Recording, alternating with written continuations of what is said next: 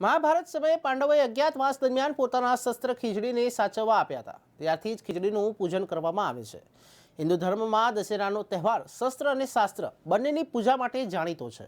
સનાતન પરંપરામાં વિજયાદશમી એટલે દશેરાનું ઘણું ધાર્મિક મહત્વ છે. અસત્ય પર સત્યની જીત સાથે જોડાયેલા તહેવારમાં શસ્ત્ર સાથે ખીજડીની પૂજા કરવાનું એક મહત્વ છે.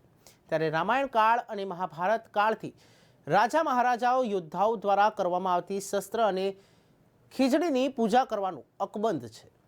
એવું માનવામાં આવે છે કે દશેરા એટલે કે વિજયાદશમીના તહેવારને દિવસે વિધિ વિધાનપૂર્વક મંત્રોચ્ચાર સાથે શસ્ત્રની પૂજા કરવાથી સાથે ખીજડીની પૂજા કરવાથી વર્ષભર શત્રુઓ ઉપર વિજય થવાનું વરદાન ખીજડીમાં બિરાજમાન છે.